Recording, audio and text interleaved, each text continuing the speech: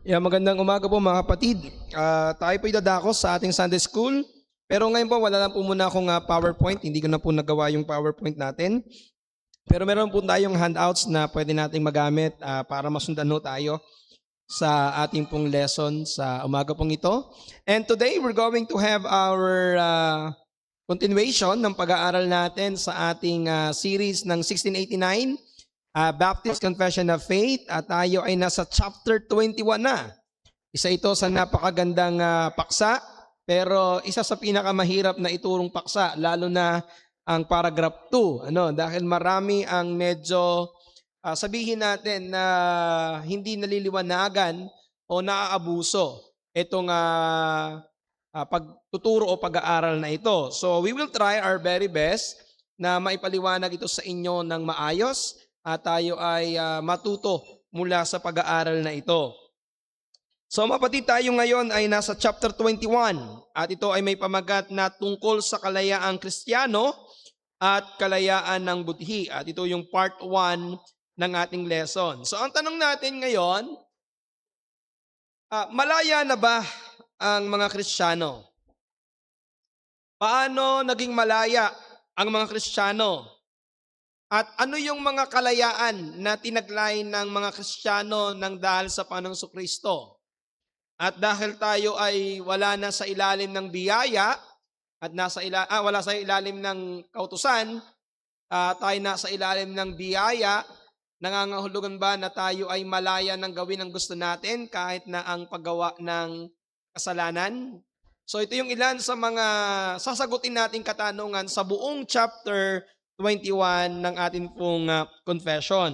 Now, bilang panimula, gusto kong sabihin sa inyo na ang kalayaan ng isang mananampalataya ay hindi isang basta-basta kalayaan na tulad ng iniisip ng tao na when we say malaya ako, ay pwede kong gawin ang lahat ng aking gusto ayon sa aking pamantayan. Ang gusto nating liwanagin dito sa pag-aaral na ito, meron tayong kalayaan, pero ito'y kalayaan na spiritual, na dulot ng ating Panginoong Jesucristo sa pamamagitan ng kanyang pagkakaloob ng kanyang buhay, ng kanyang sakripisyo. Tayong mga nasa alipin ng pagkakasala, nasa alipin ng ni Satanas ay napalaya mula sa kapangyarihan nito. At yan po yung ating susubukang pag-aralan. Medyo mahaba yung paragraph 1 pero atin itong babasahin ng sabay-sabay for us to have a first-hand knowledge kung anong sinasabi ng ating confession. So sabay-sabay po nating basahin mga kapatid sa inyong mga handouts ang 1689 chapter 21 paragraph 1. Ready? Read. 1689 Baptist Confession of Faith chapter 21 paragraph 1.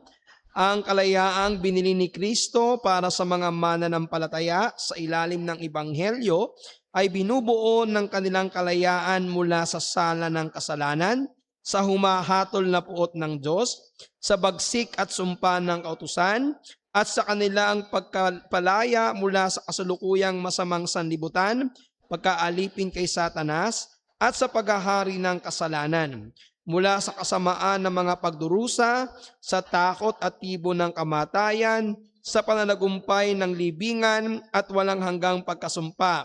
Gayon din sa kanilang malayang daang ng paglapit sa Diyos at sa kanilang nagpapasakop na pagsunod sa Kanya na hindi mula sa maaliping takot, bagkos ay malabatang pag-ibig at may kahandaang isip.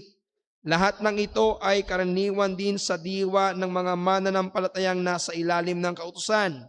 Ngunit sa ilalim ng bagong tipan, ang kalayaan ng mga Kristiyano ay lalo pang pinalawak sa kanilang kalayaan mula sa pamatok ng pangseremonyang kautusan, kung saan ang iglesyang Hudyo ay napailalim at sa mas nakilang lakas ng loob sa paglapit sa trono ng biyaya at sa nakahihigit na pagkakaloob ng malayang Espiritu ng Diyos kaysa karaniwang tinatamasa ng mga mananampalataya sa ilalim ng kautusan.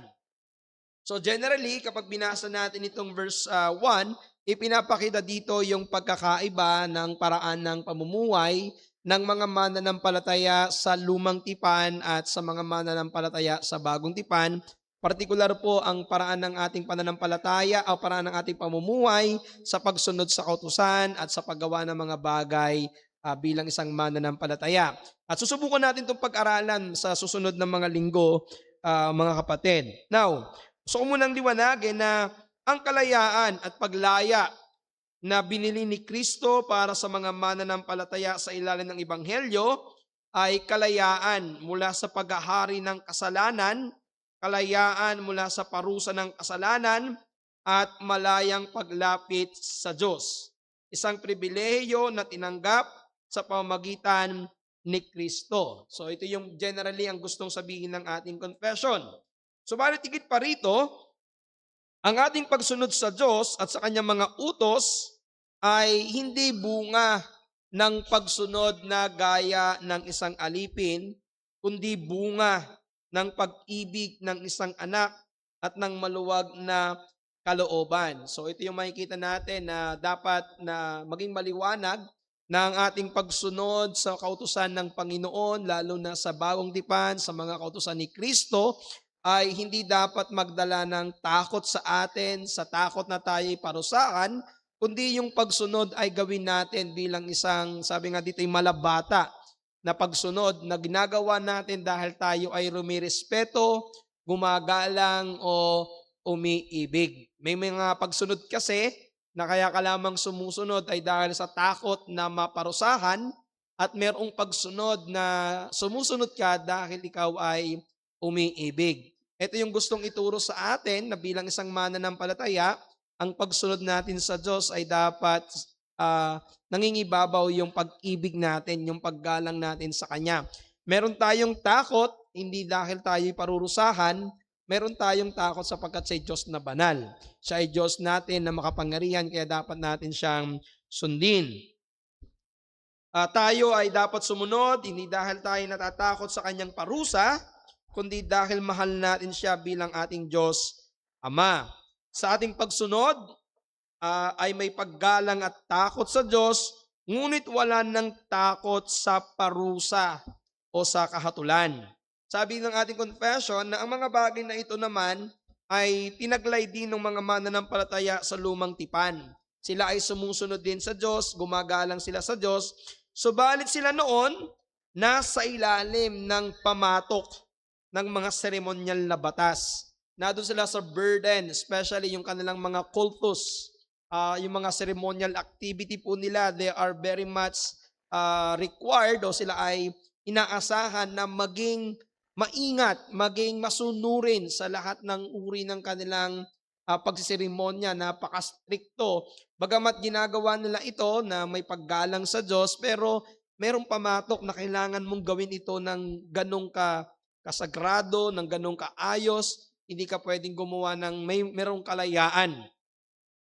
Pero nung tayo sa ating mga mananampalataya, ngayon sa ilalim ng bagong tipan, pinalaya na tayo mula roon. Ito yung isang makikita natin, observe natin, na pag-aralan din natin, na dahil wala na tayo sa ilalim ng batas, hindi na tayo katulad ng lumang tipan. Kaya hindi na kayo required na tuwing linggo, magdala kayo ng tupa, at aking kakatayin dito, tapos susunugin ko, o kaya naman hindi kailangan katulad ng panahon nila, mga pari o yung mga sacerdote, meron silang mga damit na kailangang isuot, merong high priest, merong mga ordinary priest, at merong proseso na ginagawa. Ito yung makikita natin ng pagkakaiba, at napag-aralan natin ito sa John chapter 4, na dahil si Kristo ang katuparan ng kautusan, nagkaroon ng malaking pagbabago mula sa physical to spiritual, dahil ang hinahanap na ng Diyos ngayon ay ang sumasamba sa Kanya sa Espiritu at sa katotohanan.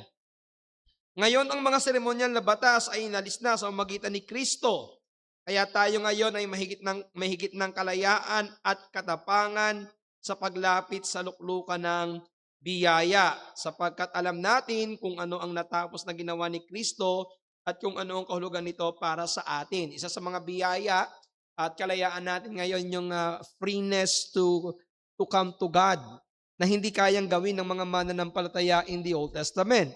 Na kapag sila ilalapit sa Diyos, kailangan muna nilang lumapit sa pari para sila ay ilapit, hindi sila direktang pwedeng lumapit sa Diyos. Now, the blessing of the people in the New Testament, Because of Christ being our high priest, and we bilang mga priesthood, mga priest na tayo, mga pari na tayo, we can directly go to God through the Lord Jesus Christ bilang ating mediator. Through our prayers, pwede ka nang tumawag sa Diyos sa bahay mo, saan ka mang lugar. Ito yung freeness, ito yung kalayaan na naranasan ng mga mananampalataya na hindi nagawa ng mga mananampalataya in the Old Testament. Ang Banal na Espiritu ay ibinigay sa atin ng mas ganap kasama ang kanyang mga kaloob at biyaya, higit pa sa naranasan ng mga mananampalataya sa ilalim ng kautusan.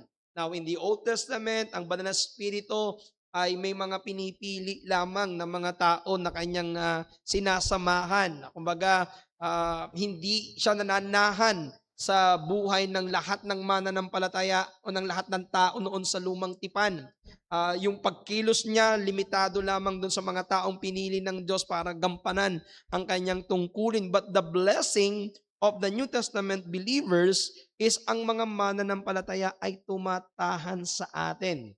Okay, the moment we believe, the moment we are regenerated at tayo ay nagkaroon ng conversion, nandun na yung Banal na Espiritu sa atin. At nagbibigay ito ng mas maliwanag na paggabay sa atin kung paano tayo mamumuhay.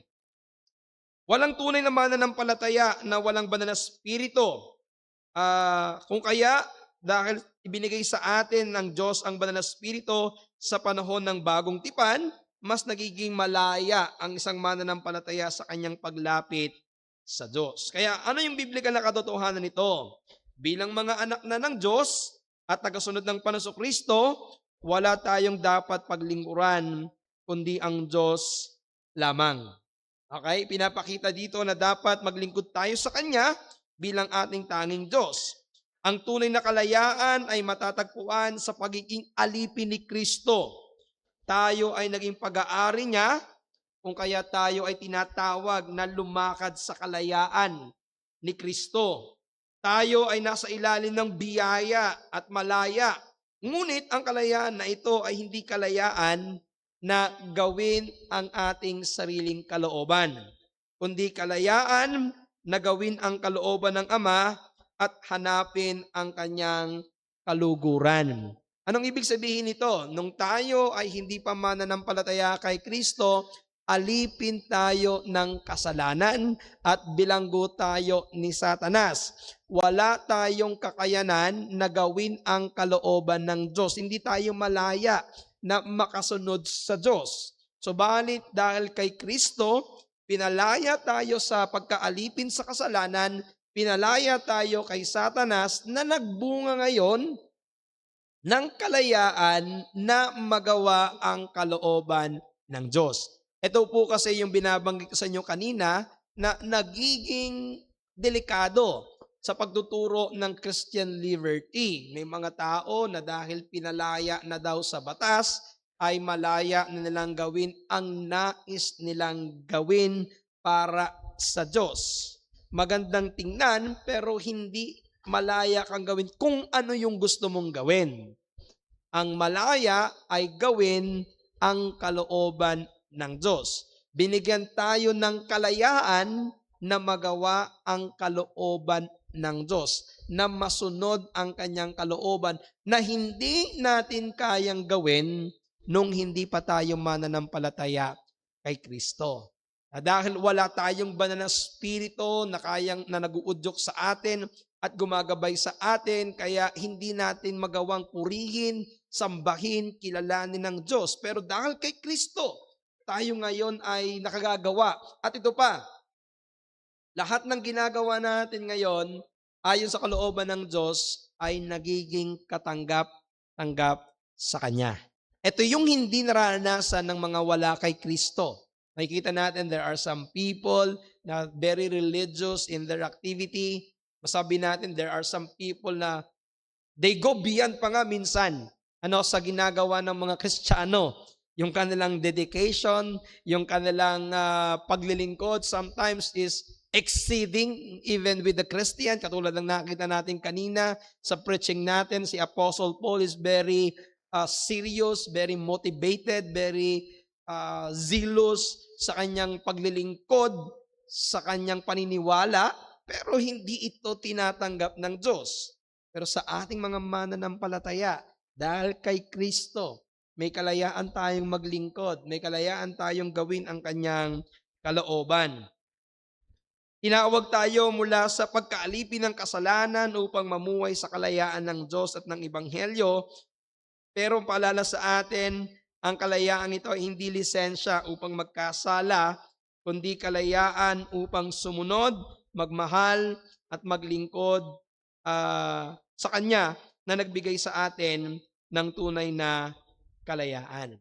Now, kung inyo pong napansin, dito po sa ating pag-aaral na ito, ay merong 10 bagay kung saan tayo pinalaya ni Kristo. Kumbaga, inisa-isa ng ating confession. At yan po yung gagawin natin ngayong umaga. We will try to study ano yung mga bagay kung saan tayo pinalaya ni Kristo. 10 po yan, kaya hindi ho nating matatapos ito lahat ngayong umaga. So ngayon ay nilagay ko lang dito yung 1 to 6. Ang ating pag-aaralan next week, Lord willing, pag-aaralan natin yung iba pang mga bagay kung saan tayo pinalaya. Pero simulan natin. Una, pinalaya tayo saan? Sa pagkakasala o sa sisi ng kasalanan. Si Kristo, ang ating mahal na Panginoon, ang ating tagapagligtas, ang nagwakas sa ating kasalanan. At dahil dito, winakasan din niya ang sisi o yung guilt ng kasalanan. Alam niyo, narinig niyo ba yung salitang nagigilty ako? Or guilty ka, inuusig ka, sinisisi ka ng kasalanan. Ang guilt ng kasalanan ay hindi lamang tumutukoy sa takot o pagdurusa ng konsensya dahil sa paglabag sa kautusan ng Diyos, kundi pati na rin sa moral na pananagutan sa paglabag na iyon. Sabi ng 1 John 3:4, ang kasalanan ay ang paglabag sa kautusan ni Kristo. So tayo pala ay pinalaya doon sa guilt ng kasalanan, doon sa paninisi ng kasalanan. Pinalaya ka na doon sa mga kasalanan na iyong nagawa. Have you ever heard people saying, hindi ko kayang patawarin ang sarili ko? There are some people na medyo hirap na patawarin ang kanyang sarili nang dahil sa kanyang nagawang kasalanan. Minsan nangyayari ito kapag merong nangyari sa isang pamilya na parang siya ang naging cause ng kasalanan at kapag matindi ito, sinasabi niya, I cannot forgive myself. Ito yung guilt ng kasalanan na inilalagay sa puso ng isang tao. Na ang kagandahan dahil kay Kristo, lahat ng ating kasalanan ay pinatawad ni Kristo at pinalaya tayo sa sisi o sa guilt ng kasalanan.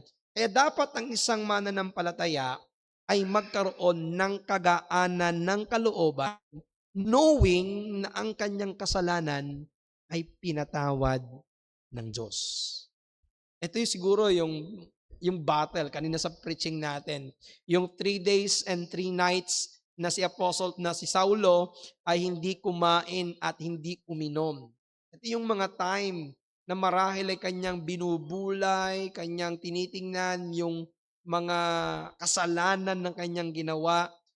Sinisisi niya yung kanyang sarili sa kanyang mga ginawang kasalanan.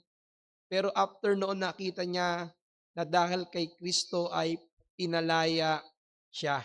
Kaya nagkaroon siya ng kagaanan kasi naramdaman niya ang pagkapatawad. At ito dapat mong maramdaman, kapatid. Dapat mo itong makita sa iyong buhay na whatever sin na ating nagawa, gaano man to kabigat, gaano man to karami, gaano man to kasama, ito ay nasakop ng biyaya ng Diyos. Pinatawad tayo, pinagaan tayo, pinalaya tayo sa kasalanan. Kaya hindi na dapat nagmumulto ang nakaraan.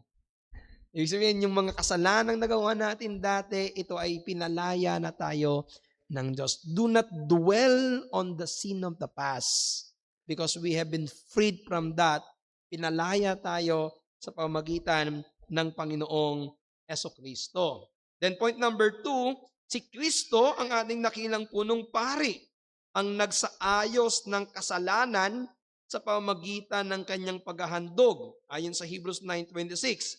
Sa pamamagitan ng kanyang sakripisyo, winakasan niya ang hatol at parusa ng kasalanan para sa kanyang mga hinirang. Ang dapat na ikatakot ng mga taong makasalanan ay ang puot ng Diyos. Ang dapat ikatakot ng mga makasalanan ay yung parusa na pwedeng igawad sa kanya ng Diyos. Sabi ng Romans chapter 8 verse 1, ngayon, ngay wala nang anumang hatol sa mga na kay Kristo Jesus. Pinalaya tayo doon sa hatol nang dahil sa pamamagitan, sa mediation ni Jesucristo. Dahil sa kanyang ginawa sa krus, kanyang tinugunan ang puot ng Diyos. Siya mismo ang pinarusahan ayon sa hinihingi ng kautusan bilang kahalili ng kanyang mga hinirang.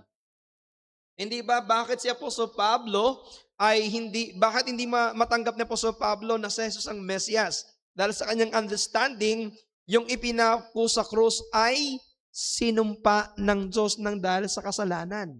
Ito yung ginawa ni Kristo. Bakit siya napako sa krus? Not because of his own sin, hindi dahil sa kanyang sariling kasalanan, kundi sa kasalanan natin. Kaya siya pinarusahan ng Diyos. Yung puot ng Diyos ay kanyang sinalo. Kaya yung puot ng Diyos ay hindi na tumatama sa atin. Ito, para maintindihan ninyo, parang ganito. Kapag may bagyo, ang laging inaasahan natin, ito napapanood ko to sa balita, ang dahilan daw kaya humihina yung bagyo is kapag sinalo ito ng bundok. Binabasag ng bundok yung lakas ng bagyo. Yun yung purpose kung bakit may mga bundok. Kumbaga yun yung napakaganda kapag malapit ka sa bundok. Bago mag-land yung bagyo, yung bundok muna. So yung hangin na babasag. Sila yung sumasalo ng bigat. At pagdating sa iyo, wala na. Kaya kapag wala ang bundok sa isang lugar, sasalo na yun yung bigat ng bagyo. Now, ganun ginawa ng Panginoon. Sinalo niya at yung bigat ng parusa, yung mga tao ay hindi na parusahan ng Diyos.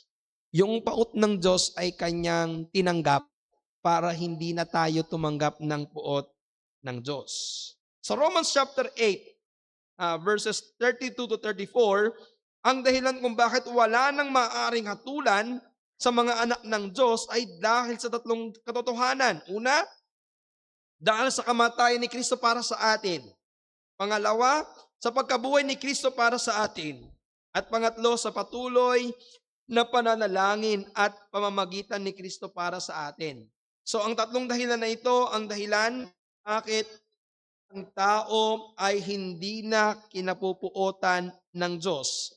Ang isang tao ay hindi na parurusahan ng Diyos. Kaya yung ikatlong dahilan, kung saan tayo pinalaya tayo sa humahatol na puot ng Diyos. Ito yung isang napakaganda na gusto nating laging ipakita sa tao.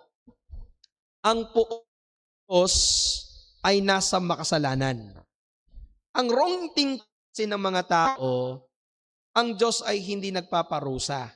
Ang Diyos ay mapagmahal, mapagpatawad, maawain, Diyos ng ikalawang pagkakataon na para bang inaakala ng tao pagkatapos ng kanyang buhay sa lupa, anuman ang kanyang ginawa dito at the end of the day, tatanggapin siya ng Diyos. Kaya may kita natin yung pagkabulag ng tao sa kasalanan. Ito yung lagi kong sinasabi doon sa mga Bible study natin na hindi nila alam na mayroong puot ang Diyos Kasi hindi nila alam na ang Diyos ay Diyos na banal, ang Diyos ay Diyos na hahatulan niya ang mga tao sa kanilang mga kasalanan. Pero ito yung kagandahan sa ating mga mananampalataya. Dahil sa biyaya ng Diyos, yung pinalaya tayo dun sa humahatol na puot ng Diyos. Kung tayo ay pinalaya sa pagkakasala sa kasalanan, tayo rin ay pinalaya sa hatol ng puot ng Diyos na bunga ng kasalanan. Bago tayo ipinanganak na muli, bago tayo na born again, bago tayo ay nasa ilalim ng puot ng Diyos. Yan ang sinabi ng John 3:36. Ang mga hindi sumasampalataya ay nasa ilalim ng puot ng Diyos. Ngunit, matapos tayong baguhin ng kanyang biyaya, hindi na natin mararanasan ang puot ng Diyos. Ibig sabihin, kailanman, ang mga mananampalataya ay hindi na makakaranas ng puot ng Diyos. Maaari po tayong disiplinahin. Ito, very important. Maaari tayong disiplinahin, pero hindi na tayo kinapupuotan. Okay? Maaari tayong disiplinahin, pero hindi na tayo parurusahan. Anong pinakaiba? Ang disiplina ay tanda ng pagmamahal. Ang puot ay tanda ng hustisya. Ang isang tunay na mananampalataya kay Kristo ay hindi na makakaranas ng puot ng Diyos.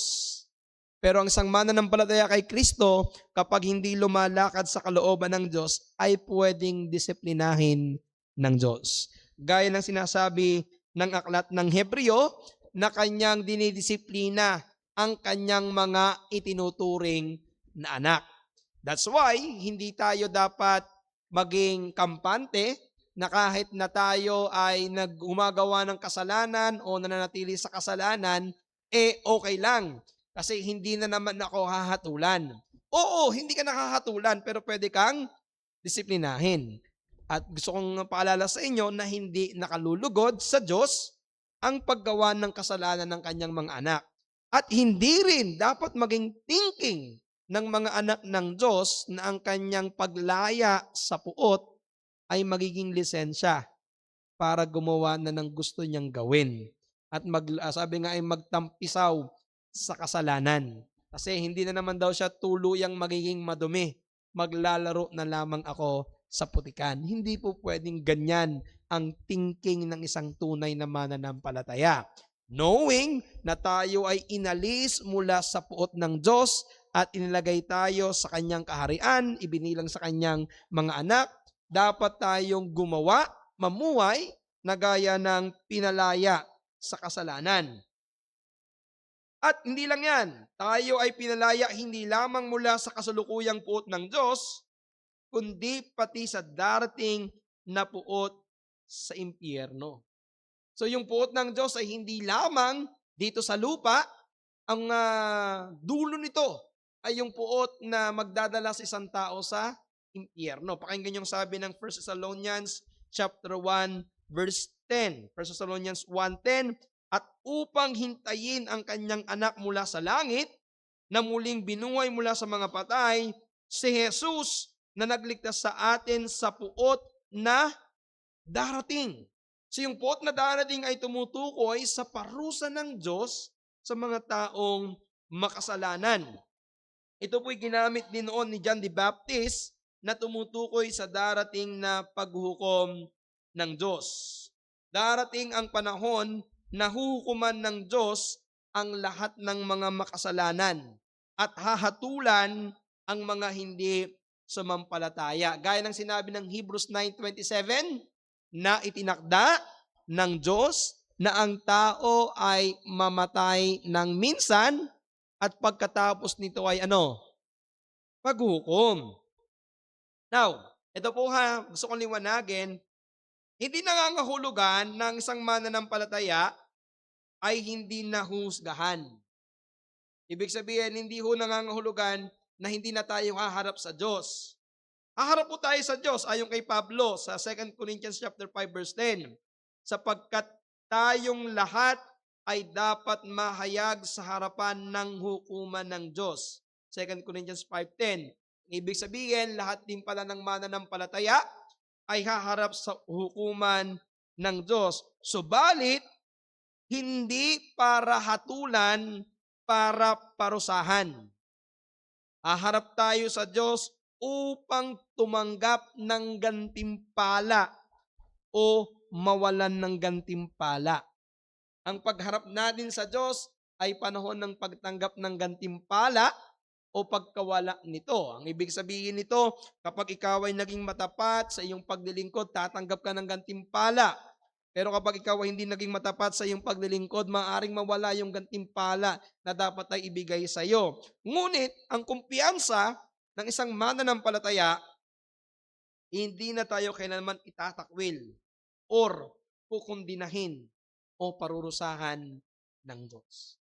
Kaya mga kapatid, ito isang napakagandang katotohanan. We need to establish sa puso't isip natin yung katotohanan na ito, na because sa ginawa ni Jesucristo, wala na tayong dapat nakatakutan sa oras ng pagharap sa hukuman ng Diyos.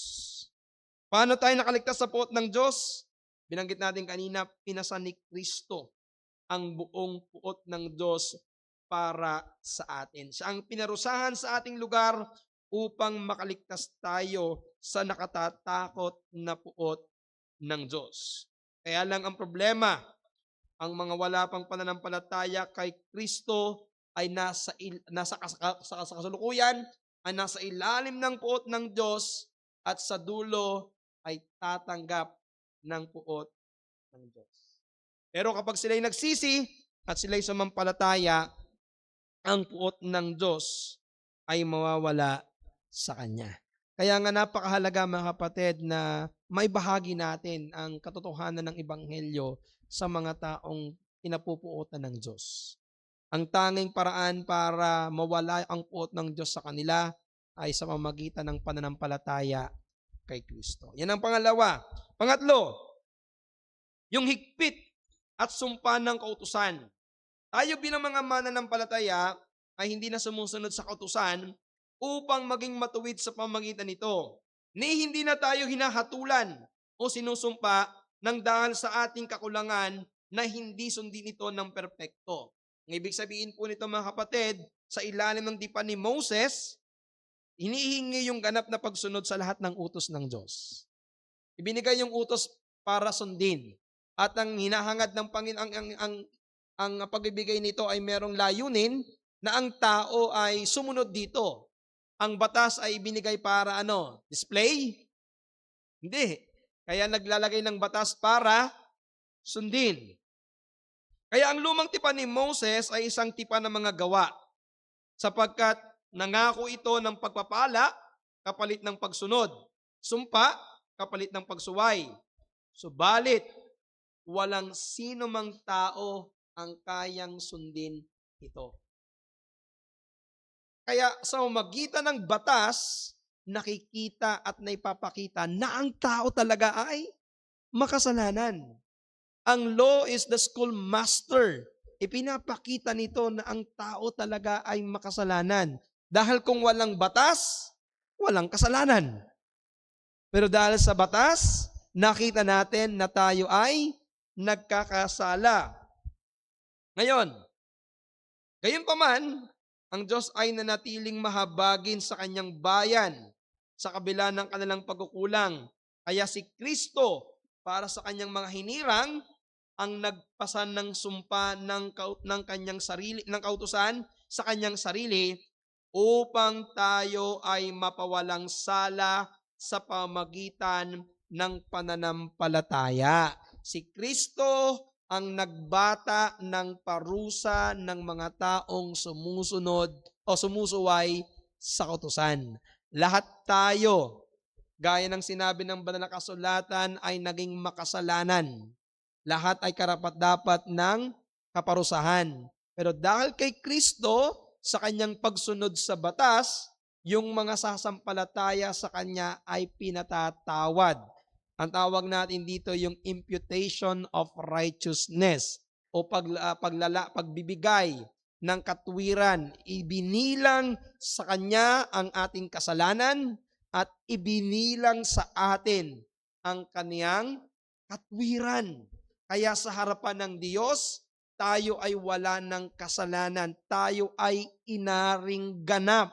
Kaya kapag humarap ka sa hukuman ng Diyos, hindi ka hahatulan. Dahil ang tingin sa iyo ng Diyos ay walang kasalanan dahil kay Kristo.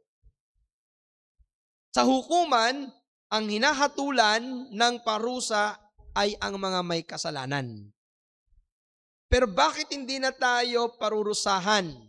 Dahil sa ginawa ni Kristo.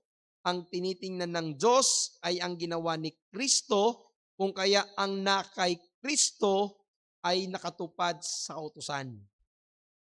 Tayo, hindi nakatupad. Si Kristo ang nakatupad. Pero dahil tayo ay nakay Kristo, yung kanyang pagtupad ay ibinilang sa atin. Kaya tayo ay naging matuwid.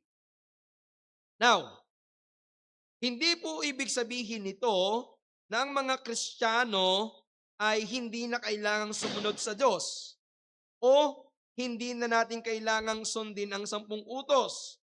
Ito ay nangangahulugan lamang na kahit na tayo nagkakasala o sumusuway dahil tayo ay hindi perpekto, hindi na tayo muling isusumpa sapagkat may daan na ng kapatawaran at ito ay ang ating Panginoong Jesucristo.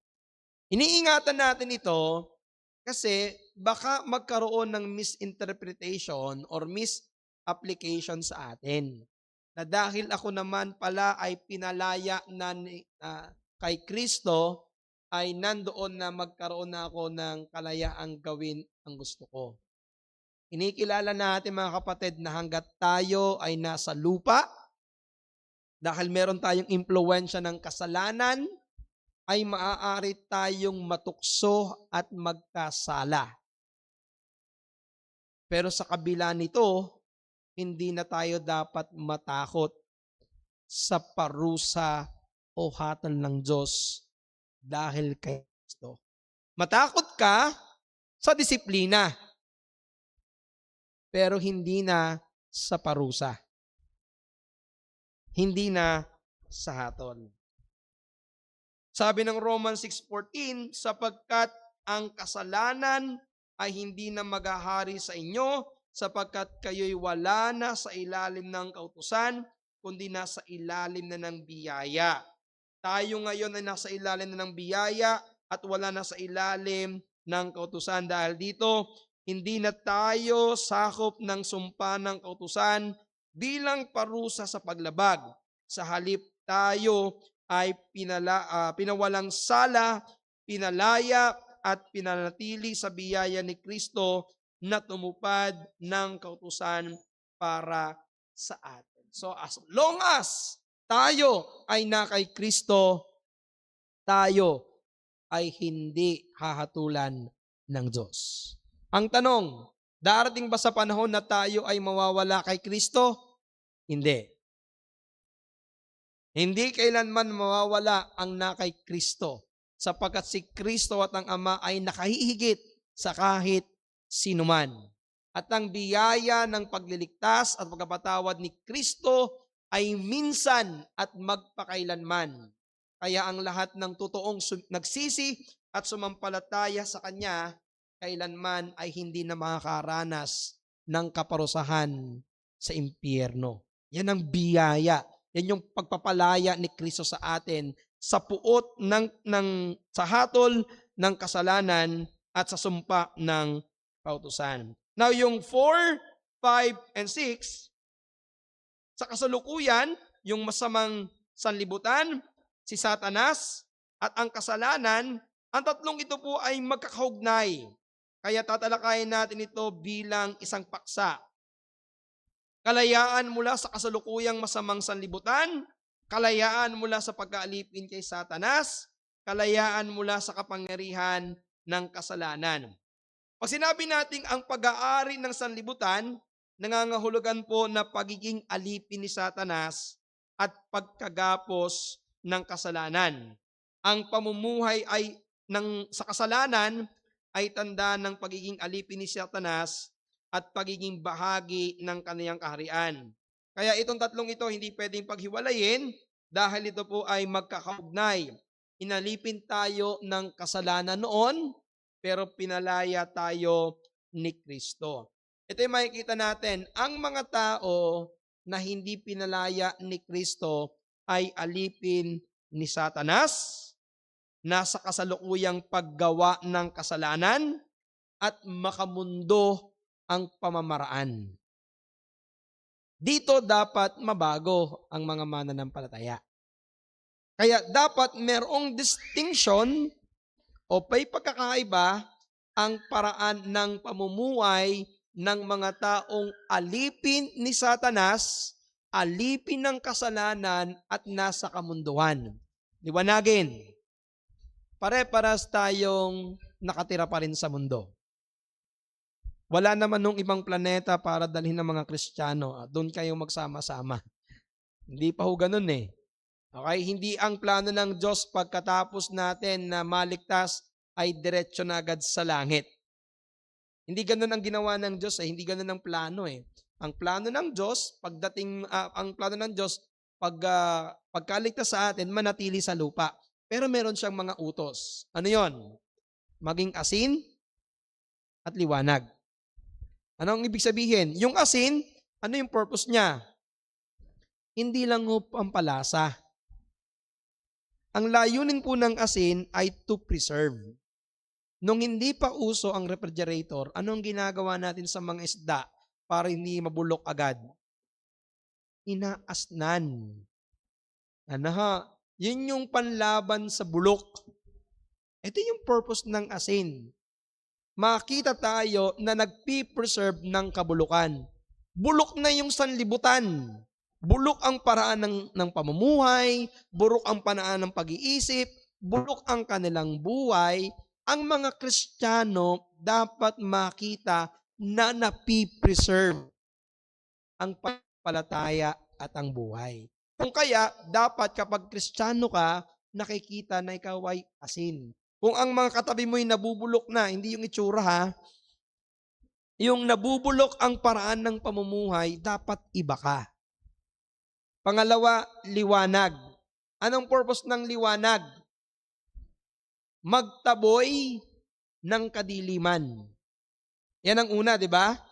Ang liwanag ay nagpapakita ng kasamaan. Ang liwanag ipinapakita ang kamalian. Kaya kapag tumitingin sa iyo ang tao, ang nakikita sa iyo yung liwanag ni Kristo. Nakikita nila yung kaibahan mo. Nakikita nila na yung liwanag na ito ay nasa iyo. Kaya ang sabi nga ng Mateo, walang ilawan na inilalagay sa ilalim daw po ng lamesa. Ang ilawan saan inilalagay? Sa taas para makita. Pero meron pang isang paraan o isa pang gamit ang liwanag. Ano po? Sundan. Ang liwanag ginagamit din para sundan. Kasi ang mundo nasa kadiliman. Naglalakad na pwedeng magkaroon ng kapahamakan. Dahil kapag madilim, walang nakikita. Pero pag may liwanag, nakikita ang daan. Kaya katulad ng mensahe natin kanina, tayo yung nasa daan. Tayo ang liwanag. Tayo ang nakakita ng tamang landas. Kaya yung mga taong nasa kadiliman, kapag nakita yung liwanag, sino ang kanilang susundan? Ikaw. Marami sa atin dito nagmamaneho ng sasakyan. Napakahirap pong magmaneho ng walang headlight sa gabi. Kaya kung saan nakaturo yung liwanag at nagpapakita siya ng ligtas na daanan, doon tayo sumusunod. Pinalaya tayo ng Diyos sa kadiliman. Dinala tayo sa liwanag para tayong magliwanag sa kadiliman at sundin ng mga nasa dilim. Kaya po ang ginawa sa atin ng Panginoon, pinalaya tayo sa kapangyarihan ng kasalanan at ni Satanas. Ang mga mananampalataya ngayon ay hindi nakabilang sa kapangyarihan ng kasalanan at ni Satanas. Tayo ngayon ay pag-aari na ni Kristo at alipin ng katwiran. Bago tayo binuhay ng Espiritu ni Kristo, tayo mga anak ng puot at lumalakad sa takbo ng sanlibutan ito. ayon sa prinsipe ng kapangyarihan ng hangin. Ngunit ngayon, sa biyaya ng Diyos, tayo lumalakad sa mabuting gawa na inihanda niya noon paman. Kaya napakahalaga, mga kapatid, na yung mga pinalaya ay mabuhay na gaya ng malaya. Parang ganito, kailangan ma-distinguish natin, makita natin kung paano mamuhay ang isang malaya. May mga tao po na minsan, ang sabi nila, may napanood ako noon na isang dokumentary tungkol doon sa isang tao na matagal na pong nakulong. More than 30 years na yata siyang nakulong o 40 years. Na parang ang buhay niya ay sanay na doon sa loob ng kulungan. Pero nabigyan po siya ng parol. At nung siya'y pinalaya, hindi niya malaman kung paano mabuhay yung malaya. Dahil sanay na sanay siya doon sa 4 na sulok. Pero yung 40 years, yung 4 na sulok na lang yun. Kung anong ginagawa niya doon sa loob ng kulungan, nung paglabas niya, parang yun din lang ang kanyang binabalik-balikan. At minsan parang sinasabi niya, sana nasa loob na lang uli ako ng kulungan. Dahil hindi ako sanay na maging malaya. Dapat hindi ganon ang kaisipan ng mga mananampalataya. Na kahit na ikaw ay napakatagal na sa pagkakasala, kapag kayo'y pinalaya ng Diyos, mabuhay ka bilang malaya. Na kahit na yung kasalanan ay patuloy kang hinihila pabalik, pinalaya ka na, dapat mo nang iwanan. Kaya ang mga Kristiyano, maraming ex. Yung ex-life mo. Yung mga ex, hindi na binabalikan. yung dati mong pamumuhay na puno ng kasalanan, hindi mo na dapat binabalikan. Dapat na kay Kristo ka na at yun ang iyong sinusundan. Pero di ba minsan yung ex ay kumakatok pa sa pintuan at gusto kang balik-balikan. Tama ka na kay Kristo na ako. Dapat doon ako kay Kristo na aking sinusundan kasi binago na ako ni Kristo. Pero sabihin ko sa inyo mga kapatid, minsan mahirap talikuran ang nakagisnan. Pero dahil kay Kristo at sa kanyang biyaya ng pagpapalaya, kaya nating pagtagumpayan. Kasi dito tayo pinalaya sa pagkaalipin ng kasalanan, sa pagkaalipin kay Satanas, at sa pagkagumon sa kamunduhan. Kaya kailangan nating magsuri. Kasi pag hindi tayo naging maingat sa buhay ng Kristiyano, hindi natin nakikita yung buhay na pinalaya tayo.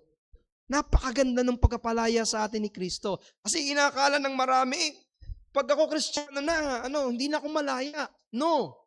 Ang pinakamalayang tao ay ang mga Kristiyano. Kasi akala nila pag Kristiyano ka na, hindi mo na magagawa yung dati mong nagagawa. Pwede mong gawin ang mga dati mong ginagawa na nakaluluwalhati sa Diyos. Ang hindi mo na lang dapat ginagawa, yung mga kasalanang bumibilanggo sa'yo. Ngayong mas malaya ka nang gumawa ng walang guilt ng kasalanan dahil pinalaya ka ni Kristo. Kaya mga kapatid, tayo ay pinalaya mula sa sanlibutan ito upang tayo'y mabago sa mamagitan ng pagbabago ng ating isipan upang maunawaan natin kung alin ang mabuti, kalugod-lugod at ganap na kalooban ng Diyos. Kaya ito, ano ang magbabago sa iyo? Ang salita ng Diyos. Ang banal na Espiritu. Kaya ang isang mananampalataya, nababago ang isip. Renewing our mind. Ang kailangan po, lagi tayong ma-renew. Paano ka ma-renew? Gamitin mo yung mga paraan ng biyaya na ibinigay sa iyo ng Diyos. Gamitin mo sa lahat ng pagkakataon yung paraan ng biyaya na ibinigay para tayo ay patuloy na mabago ng mabago. Parang ganito po. Katulad ng isang drum na punong-puno ng putik at punong-puno ng karumihan. Ang tanging paraan para nung putik na ito ay malinis ay lagi mong lagyan ng tubig. Ang tawag natin dito, pagpapaapaw ng tubig. Kailangang mapalitan yung tubig na marumi na nandoon hanggang sa ito ay maging malinis. Nilinis na tayo ni Kristo. Sa harapan ng Diyos, malinis tayo. Pero habang nasa lupa, ang tawag sa isang series ni Pastor Noel, yung tinatawag niyang mortifying sin and cultivating graces. Kailangan mong patayin yung mga nananatiling impluwensya ng kasalanan at kailangan nyong i-cultivate, paluguin yung mga paraan ng biyaya. Hindi mo pwedeng patayin nang wala kang babaguhin, nang wala kang idadagdag. So kapag ikaw ay merong tinanggal sa buhay mo na kasalanan, palitan mo ng mga paraan ng biyaya ng Diyos. At doon mababago ang buhay ng isang Kristiyano. Paalala ko sa inyo mga kapatid, merong realidad ng pakikipag-aka na ang buhay ng isang mananampalataya ay hindi magiging maalwan habang nasa lupa. Hindi nangangahulugan na dahil tayo pinalaya na sa sanlibutan ay hindi na tayo magkakaroon ng tukso o pagkakasala. Tandaan nyo, patuloy tayong makikipagbuno sa kasalanan, sa sanlibutan. At malimit, nagsisimula yan sa isipan. Alam niyo yung kasalanan laging nagsisimula sa isip, sa mata, sa puso. Kaya ito yung kailangan mong ipabago sa Panginoon. Bago mabago ang iyong ginagawa, kailangan mo nang mabago ang laman ng iyong puso at ng isipan. Anong magbabago dyan? Ang salita ng Diyos. Ang kanyang biyaya. Kaya ang hamon sa atin mga kapatid, habang tayo'y nasa limbutang ito, patuloy tayong makipagbuno sa kasalanan. Kaya nga may napakatinding paalala sa atin ng banal na kasulatan. Sa aklat ng Efeso, isuot ninyo ang buong baluti. Kasi mayroong gera. Pero hindi gera sa laman at dugo, kundi sa spiritual. Kaya kung ikaw ay laging natatalo sa spirito, natatalo sa kaisipan, expect mong matatalo ang buhay mo. Kaya kailangan ng paglabanan. Kakalbit at palagi kanyang kakatukin para ikaw ay bumalik sa dati mong ginagawa. Pero wag mo na silang pansinin. Tumingin ka kay Kristo. Looking unto Jesus, the author and finisher of our faith. Sabi nga, may napakinggan kong preaching, hindi ko lang matanda kung kanito ko na neglect lamang. Sabi niya, merong danger ang pagtingin sa likod. Kapag nagmamaneho ka, subukan mong tumingin sa likod. Mababangga ka. Pag naglalakad kayo, tumingin kayo sa likod. Ano ha? So anong pinakamagandang bagay? Lagi kayo nakatingin sa unahan. Pero meron din pong benefit ang tumingin sa likod. Lalo kapag tingin mo yung tinapos na gawa ni Kristo. Dahil doon ka nagsimula mabago sa buhay mo. Tumingin kay Kristo sa kanyang tinapos na ginawa at tumingin kay Kristo sa kanyang mga pangako ng kanyang mga gagawin pa. Kaya ang susi para sa at pagiging mas maayos ng buhay ng isang Kristiyano ay nakay Kristo. Dahil siya ang nagpalaya sa atin. Kaya huling paalala mga kapatid, ang tunay o ang hamon sa tulong ng banal na Espiritu at ng salita ng Diyos, labanan natin ang natitirang kasamaan sa ating laman. Ang tunay na kalayaan ng Kristiyano ay hindi kalayaan upang gawin ang gusto natin, kundi kalayaan upang sundin ng Diyos at mamuhay sa katwiran, malaya mula sa kasalanan, sa sanlibutan, at sa kapangyarihan ni Satanas. Ito ang mga pagpapala na ating tinamasa mula kay Kristo. So hanggang dito lang muna mga kapatid. Next week,